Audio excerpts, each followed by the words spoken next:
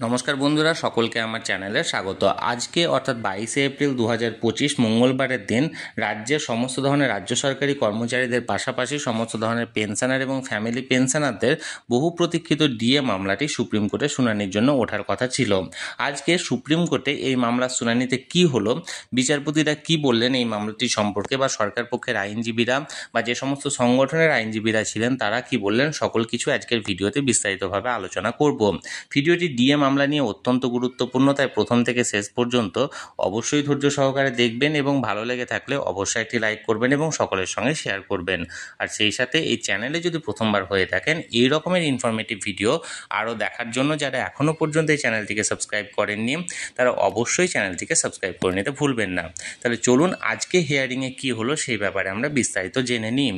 আজকে সুপ্রিম কোর্টে অর্থাৎ 22শে এপ্রিল 2025 এই মামলাটি হিয়ারিংয়ের জন্য ওঠার কথা ছিল এবং এই মামলাটি 2022-এর নভেম্বরে মামলাটি রেজিস্টার্ড হলেও এখনও পর্যন্ত বহুবার শুনানি হয়েছে, কিন্তু কোনো না কোনো কারণের জন্য শুনানিটি সম্পন্ন হতে পারেনি। আজকে এই মামলাটি যথারীতি 51 নম্বর সিরিয়ালে 3জন বিচারপতির এজলাসে উঠেছিল, যার বিচারপতিরা ছিলেন মাননীয় বিচারপতি বিক্রম নাথ, মাননীয় বিচারপতি সঞ্জয় কারোল এবং মাননীয় বিচারপতি সন্দীপ মেহতা। এই 3জন বিচারপতির এজলাসে এই মামলাটি 51 নম্বর সিরিয়াল এবং 5 নম্বর বেঞ্চে ওঠার কথা ছিল। আজকে নির্দিষ্ট সময়ে মামলাটি শুনানির জন্য এজলাসে উঠলেও মাননীয় বিচারপতিদের তরফ থেকে জানানো হয় কোনো একটি সমস্যার কারণে আজকেও এই মামলাটি শুনানি করা সম্ভব হচ্ছে না এবং আগামী কিছুদিনের মধ্যে জানিয়ে দেওয়া হবে যে আগামী দিনে কবে এই মামলাটি পুনরায় শুনানির জন্য উঠতে চলেছে।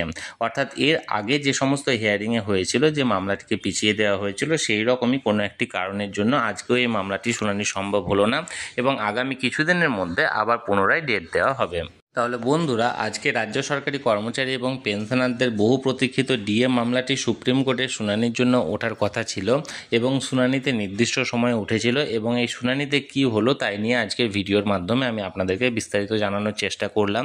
আপনাদের যদি ভিডিওটি ভালো লেগে থাকে অবশ্যই একটি লাইক করবেন এবং সকলের সঙ্গে শেয়ার করবেন।